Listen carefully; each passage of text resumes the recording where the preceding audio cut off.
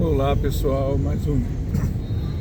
mais uma reflexão daquelas que são fruto dos estudos, fruto de leituras, fruto de acúmulo, de saber nessa área que pode estar completamente equivocado, obviamente, mas a intenção não é errar, mas sim buscar aproximações com a realidade espiritual da vida, A intenção é essa.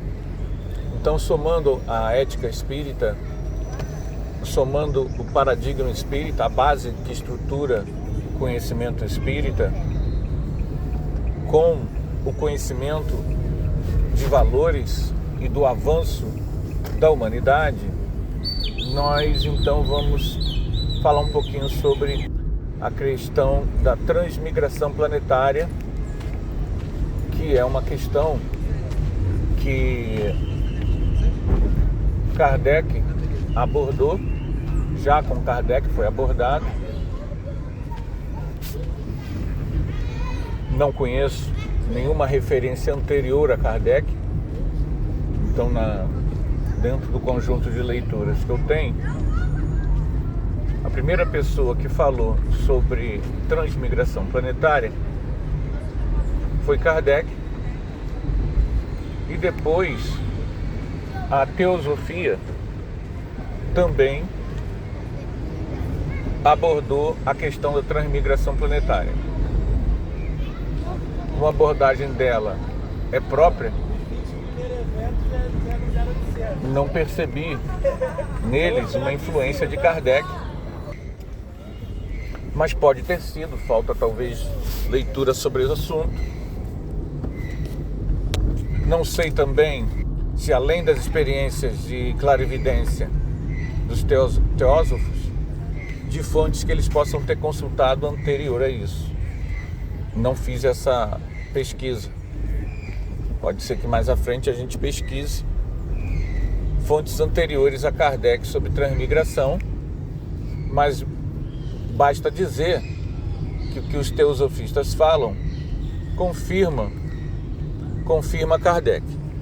É basicamente, claro, travestido com a informação teosófica, a transmigração faz parte de um processo evolutivo em que aqueles que não alcançam o nível adequado que o planeta está passando são levados para planetas inferiores. Depois a gente vai ver A Caminho da Luz, de Emmanuel, e O Exilado de Capela, de Edgar Armand.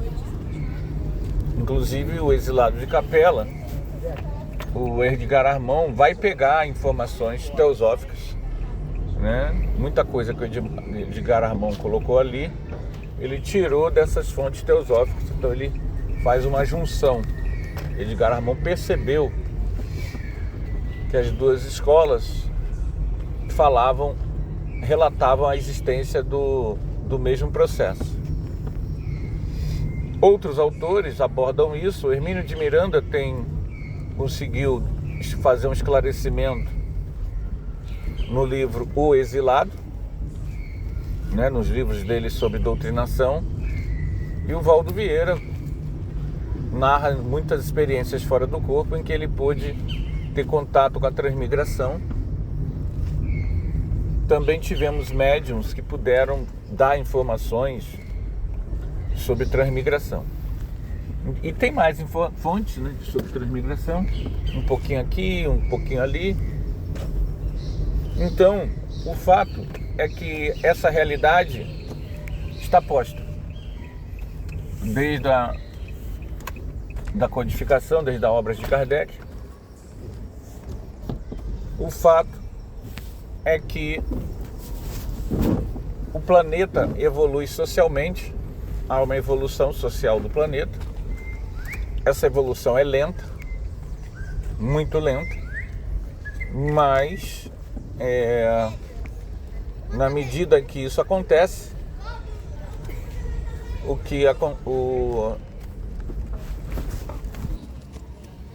o que se espera é que as pessoas acompanhem essas mudanças. E aqueles que ficam presos ao olhar antigo, que não acompanham as mudanças, acabam sendo levados para mundos compatíveis com as suas ideias. Olhando para a história do mundo, nós vamos ver que a sociedade teve vários momentos. Os seres humanos começaram como caçadores e coletores, né, dispersos, surgem na África há mais ou menos 200 mil anos, e como caçadores-coletores, eles se espalham.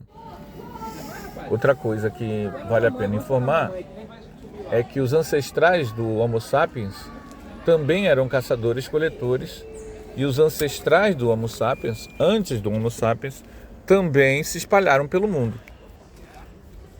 Isso às vezes, e alguns espécimes sofreram mutações, transformações fora da África.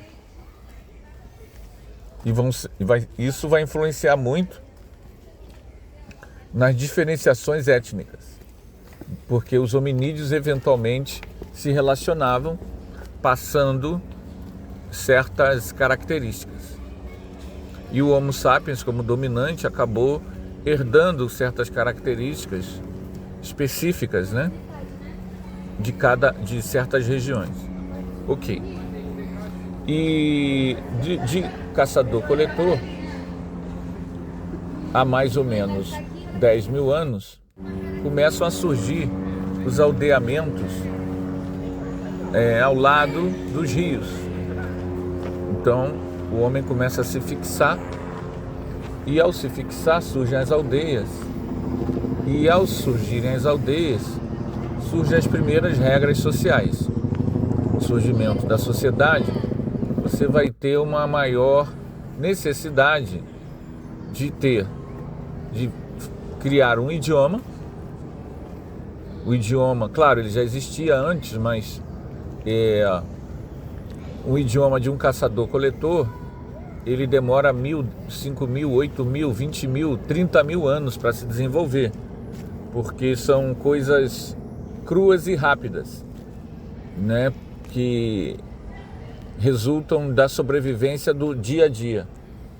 O idioma, quando você vive em sociedade, ele é mais exigente, ele é mais complexo. Então, o cérebro humano, ele se desenvolve com o uso.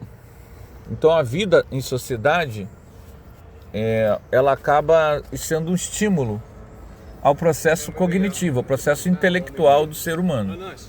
Então, a necessidade da matemática, por causa de você guardar os alimentos, a necessidade do conhecimento astronômico, né, um desenvolvimento da astronomia, e a necessidade do contato com o espiritual. Ele se torna,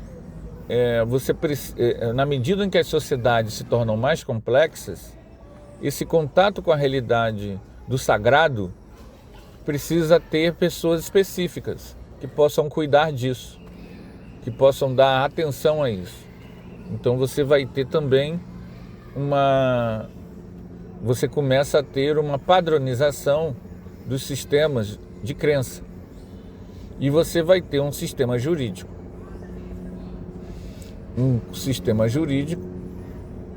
Tudo isso, obviamente, além da matemática, você vai ter a questão da letra, da escrita, da necessidade de registrar as coisas, os alimentos e depois os hinos e tudo mais.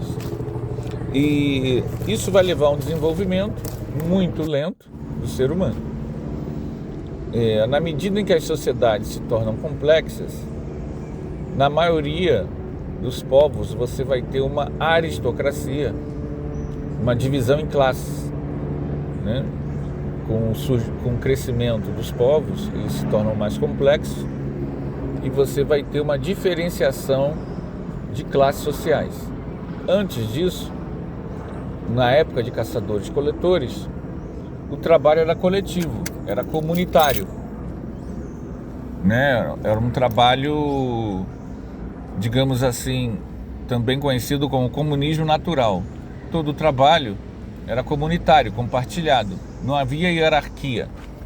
Mas na medida em que essas pessoas vão se juntando e se tornando mais complexas, começa a se dar destaques e se criar, né? Cada povo vai criar formas diferentes, mas você vai criar uma diferenciação, uma liderança.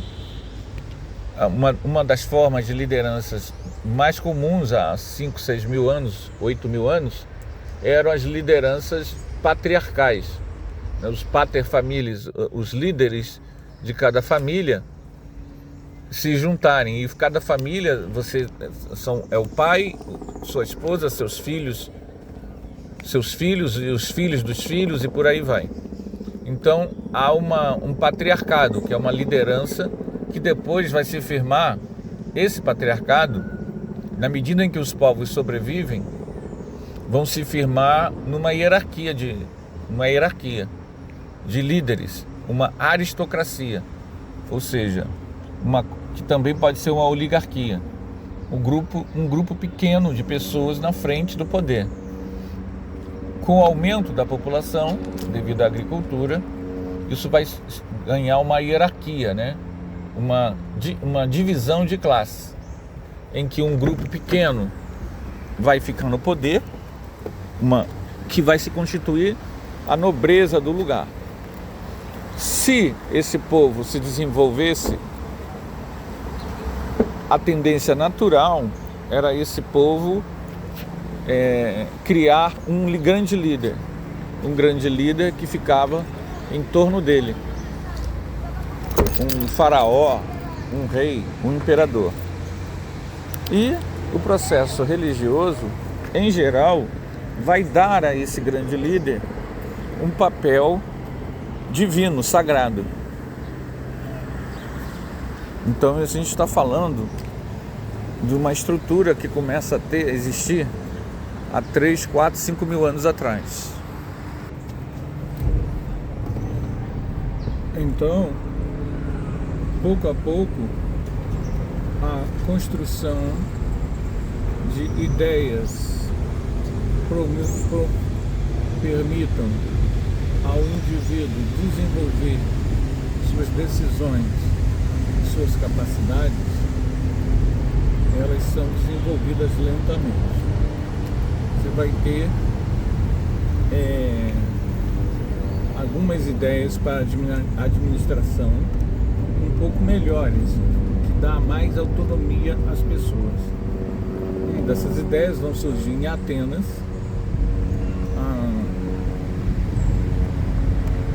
na Atenas clássica, há mais ou menos 400 a.C., em que você verá surgir a democracia. Obviamente que traços de modelos similares, em que há participação das pessoas nas decisões, nós teremos aqui e ali. Mas a democracia, em que todos os cidadãos, considerados cidadãos na época, tinham poder de voz e de eleição e de participar das decisões, isso ficou mais conhecido na experiência ateniense. Então esse modelo ateniense de participação direta das decisões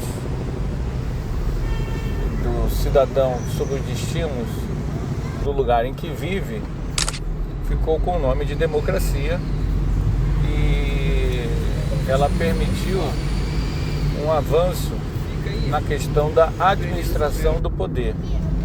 Também vai ser na mesma Grécia Antiga que surgirão pensadores que irão pensar a função da administração e da política.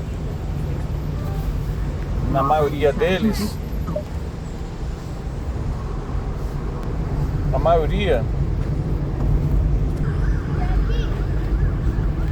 então nós veremos,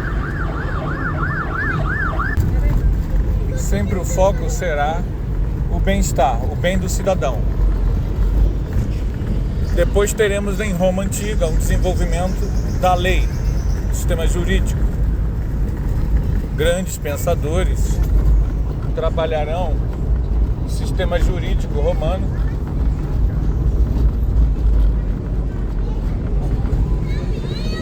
isso visando dar na administração dos direitos transparência o máximo possível dentro das questões da época. Então o Império Romano vai ter grandes pensadores, grandes juristas que vão nortear a necessidade de leis que regulem o sistema do lugar. Isso vai ter avanços em plena Idade Média. Vai surgir na Inglaterra a ideia do habeas corpus. Então, são pequenos avanços políticos, sociais, que vão dando, pelo menos a uma minoria, a ideia, o avanço cognitivo, mental, o avanço sentimental. Isso é evolução, não só da sociedade, mas é evolução também espiritual. Por quê? Porque na medida em que você entende que há uma lei de progresso, tudo aquilo que dê liberdade de pensamento, uma justiça jurídica e uma autonomia, não é por acaso. As pessoas que trazem avanços do pensamento, elas são representantes do mundo maior para alavancar as pessoas para valores melhores. Nós vamos ter a chegada de Jesus nos trazendo a questão do amor.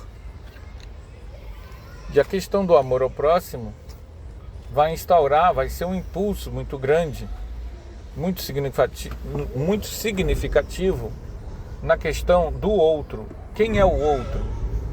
Né? Jesus traz uma proposta profunda de reconhecimento do outro.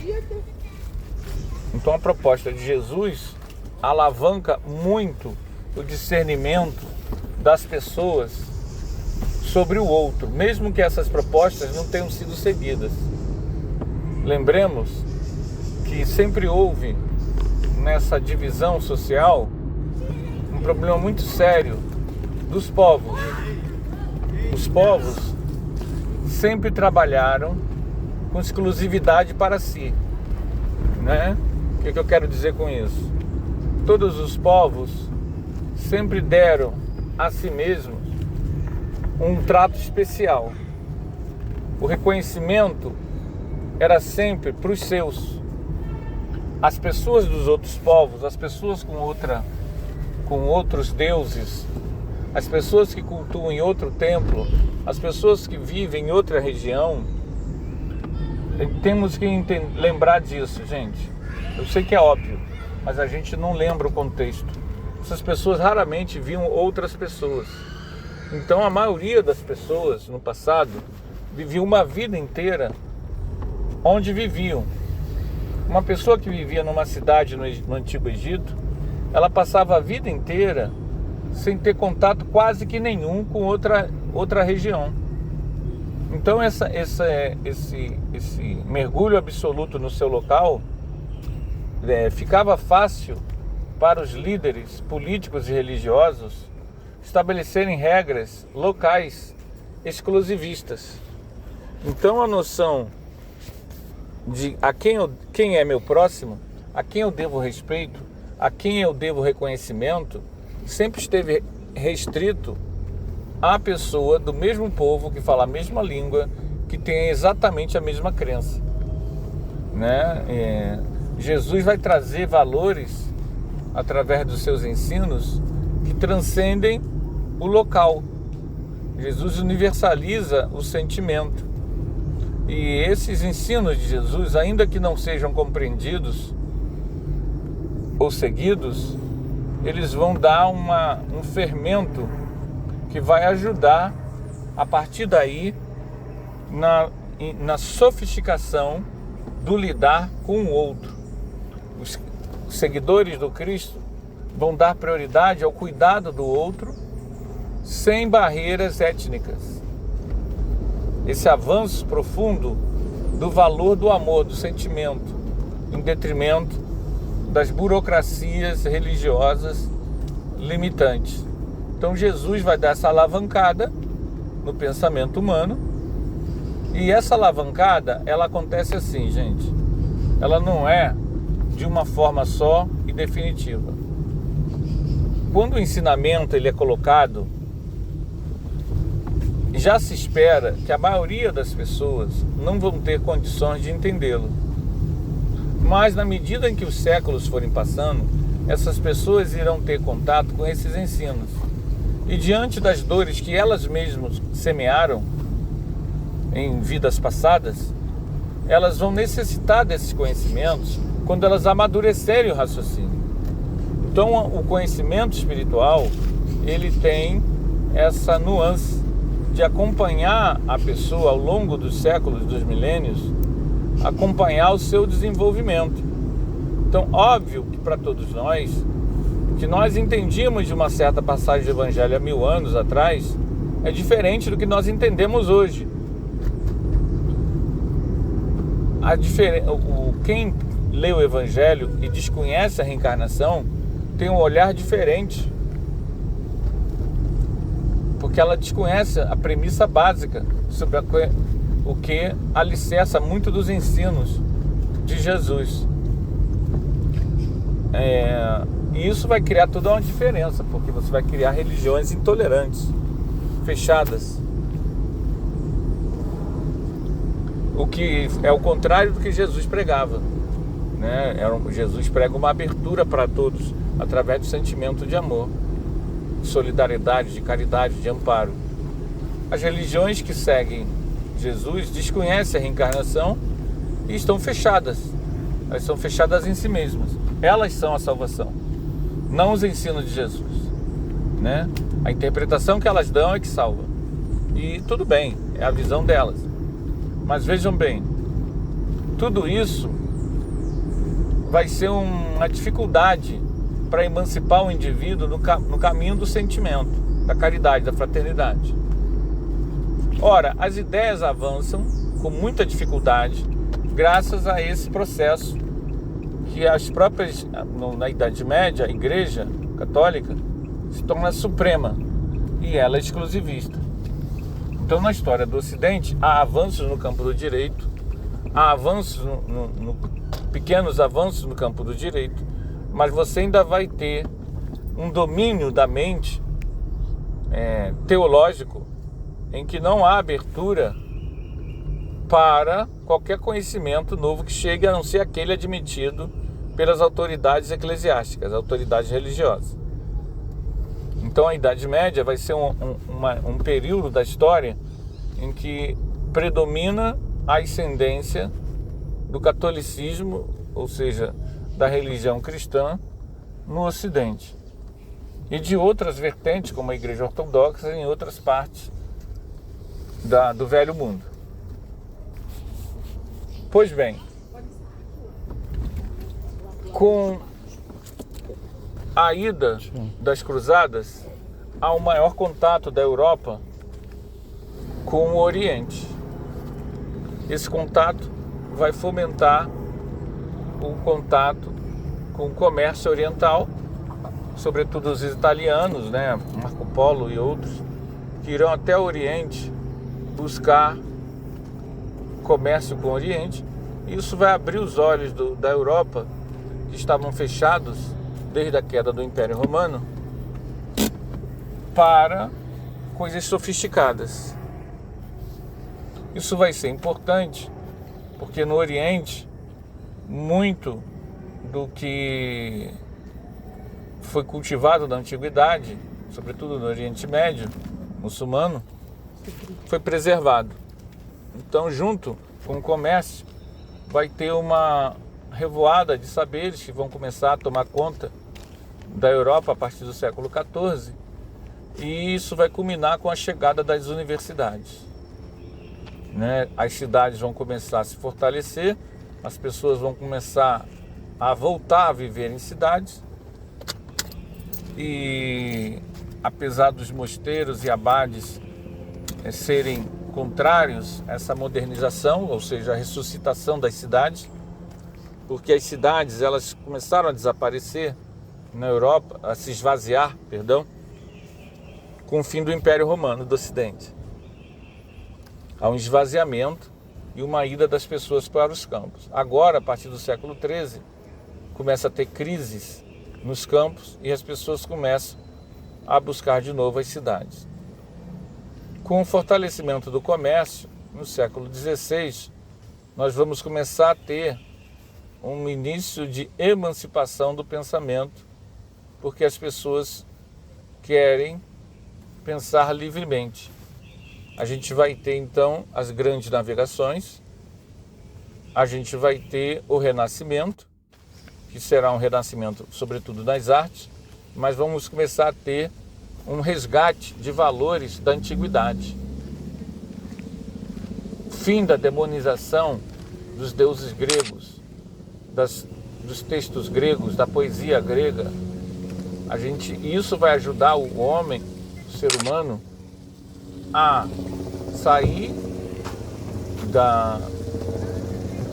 de uma visão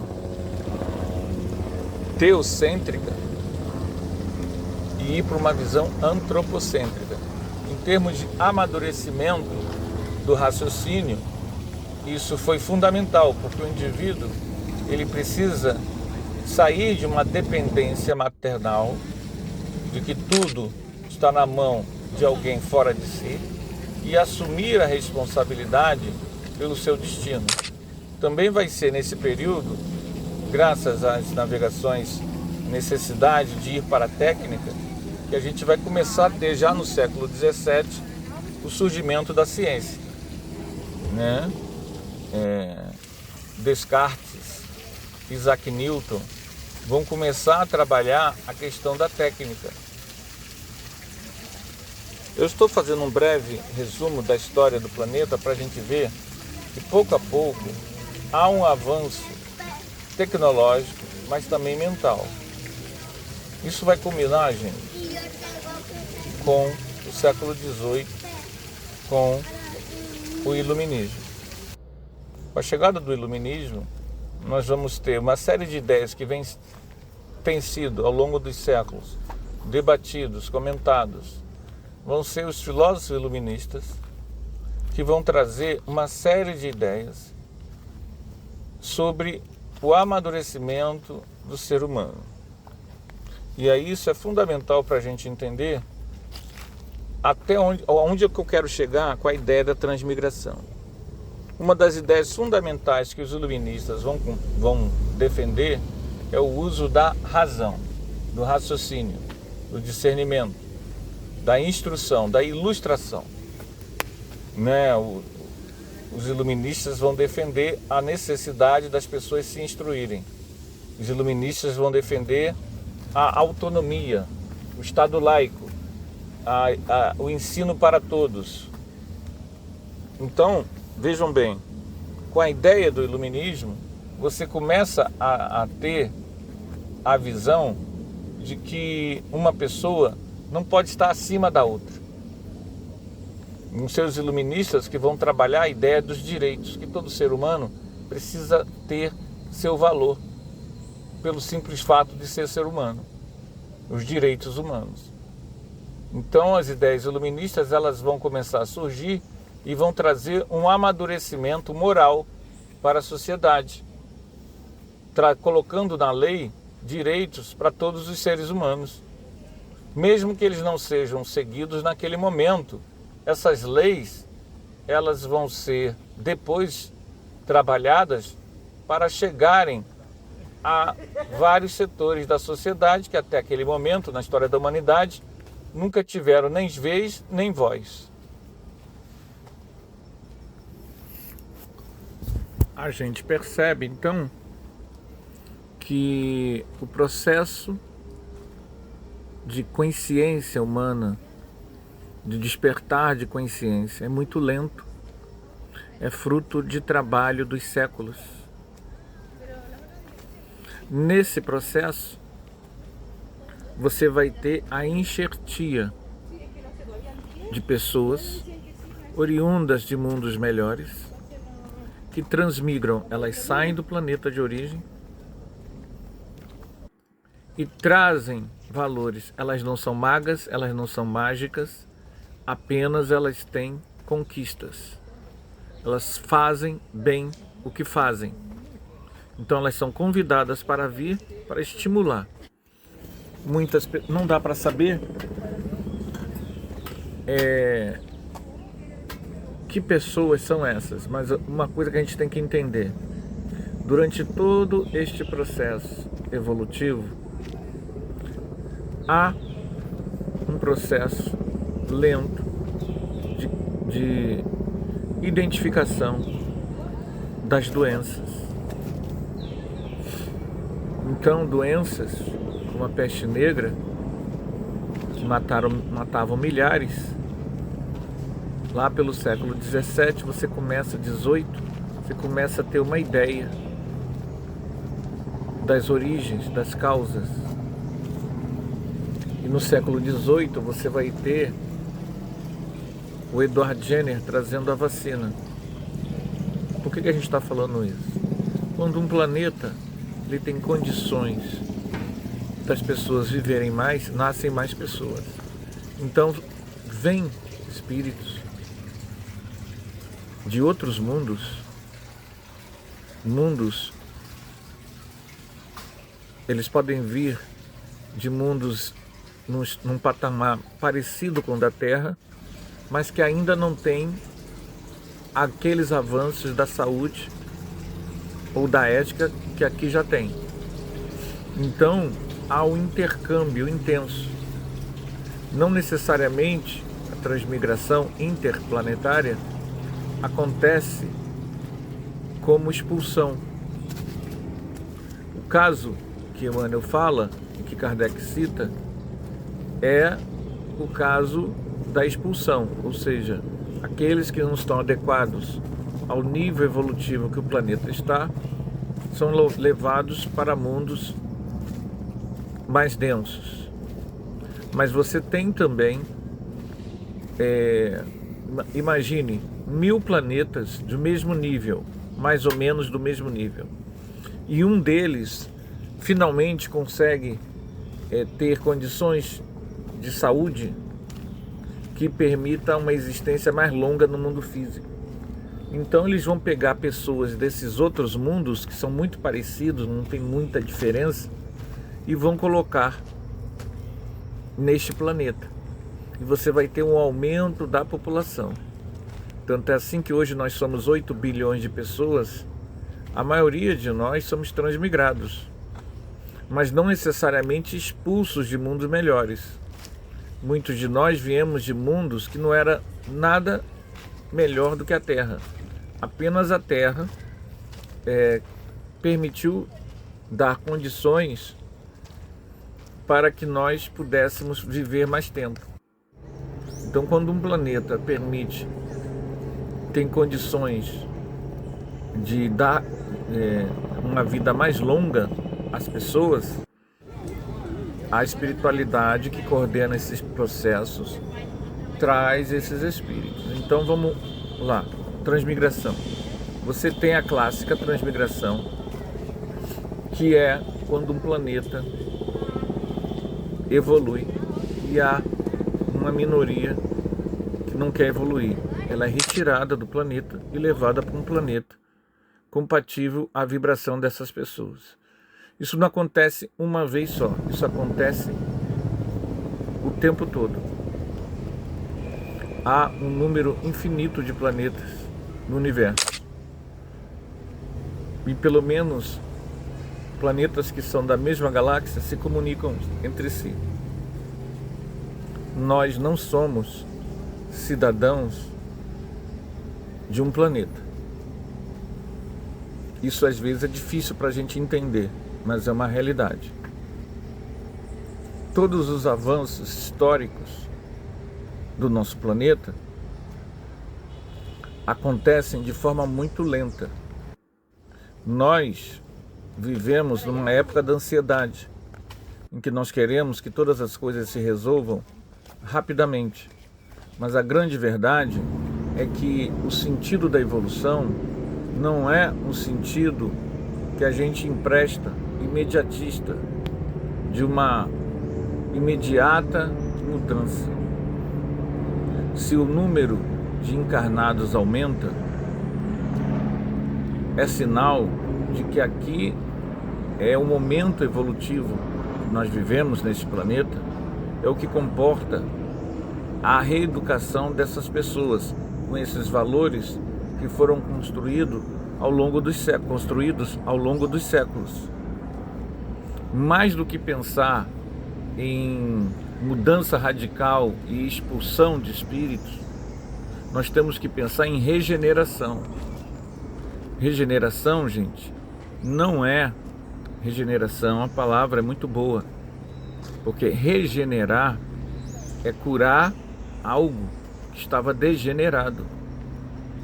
Então a regeneração não é um paraíso, é trabalho.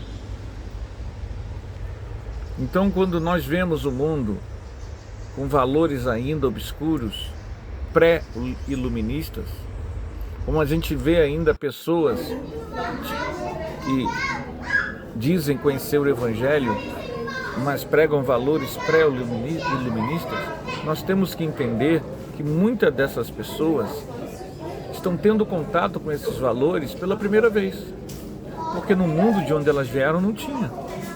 Então o nosso trabalho, infelizmente, é um trabalho de formiguinha, é uma regeneração. O conhecimento espírita, ele nos regenera, mas ele não vai fazer o milagre de nos tornar espíritos puros nos próximos 1000 anos. E não dá para você, a gente não pode, tem gente que diz assim, nós não tem mais umbral, acabou o umbral, foi esvaziado. Gente, por que as pessoas falam isso? Porque elas querem uma solução imediatista. A gente quer que os problemas se resolvam amanhã. Mas aí vem a vida real e mostra lá um país tacando bomba em criança. Ora, se nós ainda temos pessoas renascendo no nosso planeta que tacam bomba em crianças, que vão pegar comida, que metralham mulheres grávidas, obviamente que esse mundo está longe de ser um paraíso na Terra. Por quê? Porque ainda hoje você tem reencarnando pessoas com esses valores. Então vamos entender que a regeneração é um processo de educação coletiva de longo prazo. Ao contrário do que a gente quer, o trabalho é árduo e vai adentrar o campo dos séculos.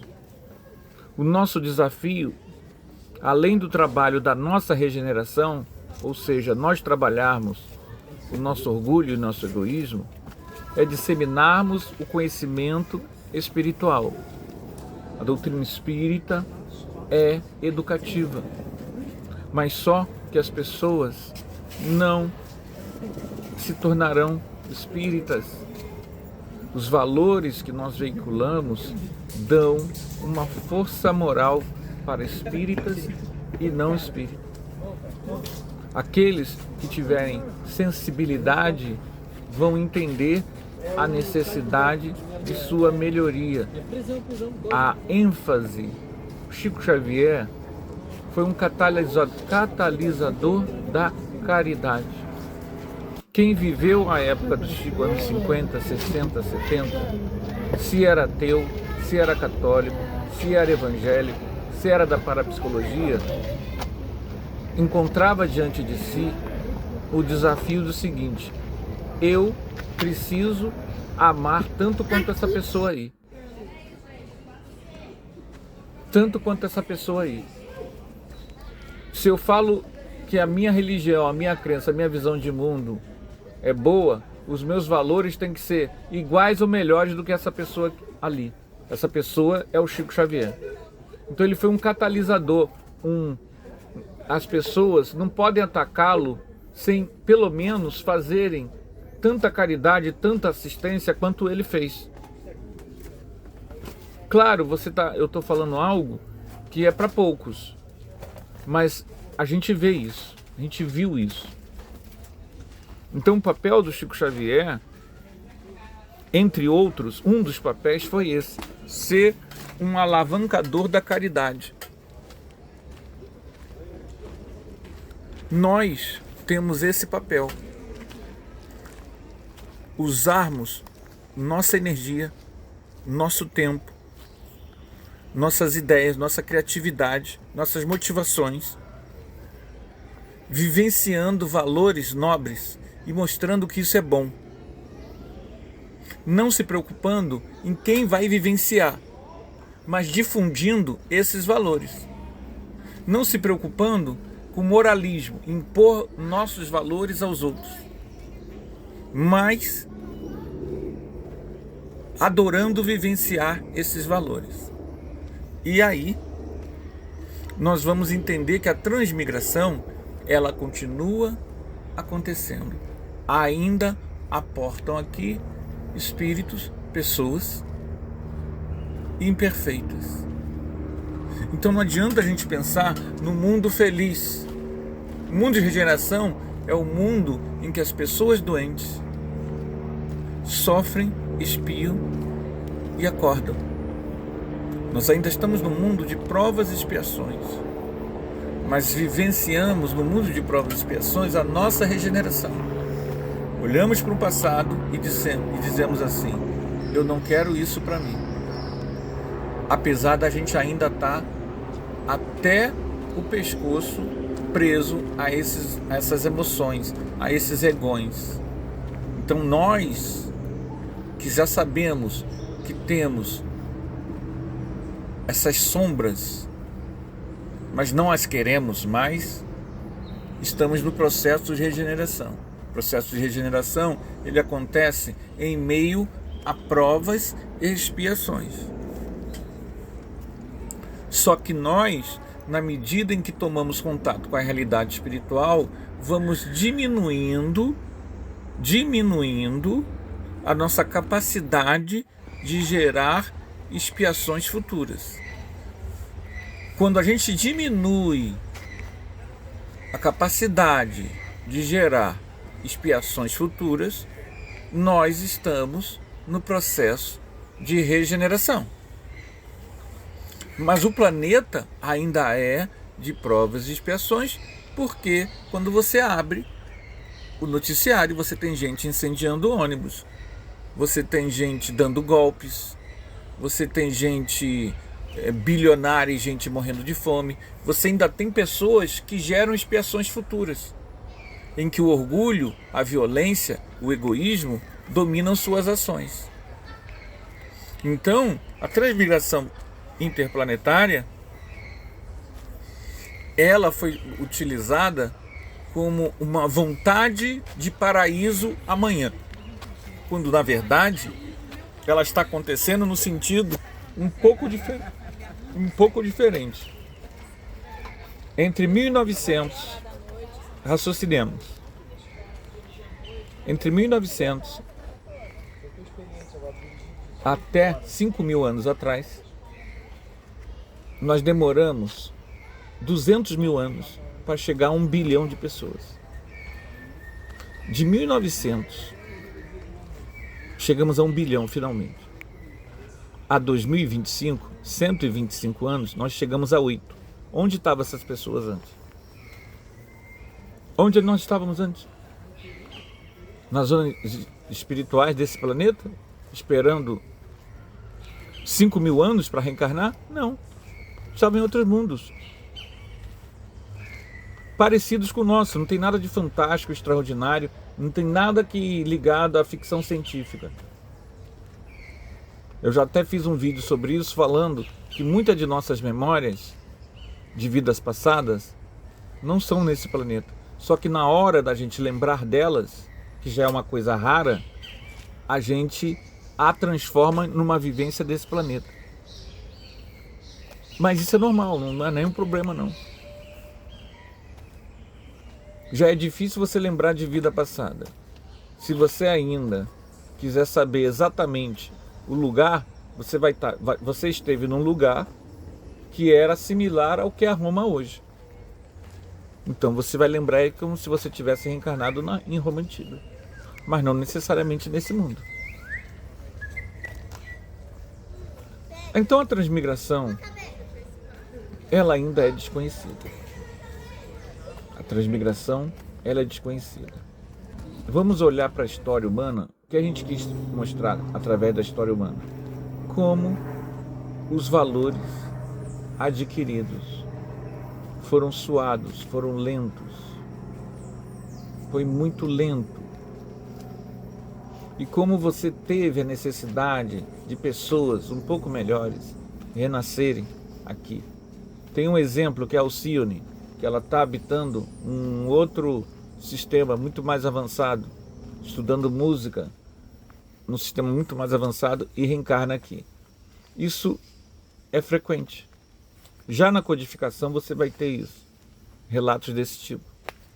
Então você vai ter essa transmigração superior de almas amadurecidas que vêm para cá, usam o mundo, a vivência física, para estabelecer valores novos, apontamentos da ciência, e com isso, com o avanço, você permite que as pessoas vivam mais. Elas vivendo mais, elas conseguem então reencarnar mais gente. Você consegue, quando isso acontece, é trazido de outros orbes, em que isso ainda não existe. Mas aqui nesse experimento, nesse planeta, conseguimos implantar a vacina. Então agora a gente consegue ter um afluxo maior de pessoas ali. Aqui inventaram a penicilina. Então aí as pessoas são trazidas. Esse intercâmbio é intenso. Muitos dos discos voadores que são avistados, na verdade, são pessoas, espíritos, pessoas que estão acompanhando seus transmigrados. São equipes mais equipes de pessoas que vêm e acompanham seus transmigrados. Então a transmigração, ela tem a transmigração positiva, superior, em que o espírito mais nobre vem para ajudar. Você tem as transmigrações de equipes, que elas não são tão superiores assim, mas elas vêm de um planeta em que elas já conseguiram implantar algo de bom. Então aquela equipe vem inteira. Dizem que a La Belle Époque, a Viena do século XIX, foi isso, um grupo inteiro que veio de um mundo parecido com o nosso, nada assim mega superior, mas eles já tinham implantado certos valores. Inclusive, você vai ter no século XIX o surgimento da história, da sociologia, da psicologia, da psiquiatria. Então esse boom é possível que tenha sido equipes de um planeta parecido com o nosso, que conseguiu implantar isso bem e foi trazido para cá. E junta com as pessoas daqui que já vem trabalhando nisso, reencarna, e aí você consegue implantar certas coisas. O problema é que a massa nossa ainda é muito virulenta, muito violenta, e ainda usa o TACAP, né? Então você vai ter sempre esse confronto de luz e trevas. Você tem grandes avanços no século XIX, mas você tem o imperialismo em todas as guerras e a implantação do racismo, né? Darwin traz a revolução que foi a ideia da evolução das espécies, e logo as pessoas presas a sua inferioridade moral implementam as ideias racistas de tudo quanto é tipo. Então é isso, gente. A transmigração, ela não é só expulsão, ela também é enxertia, e ela é solidariedade entre mundos. E ela explica a explosão populacional que nosso planeta teve a partir de 1950. Ficamos por aqui. Esse estudo ficou dividido em 3 partes, então o tom de voz talvez mude, mas é porque o tema era amplo. Então a gente quis proporcionar uma visão ampla, uma jornada histórica da evolução dos valores e dos saberes humanos, para a gente entender que a transmigração, ela é trabalho, regeneração é trabalho, e nada vai se dar de forma rápida e imediata, como a gente gostaria, né?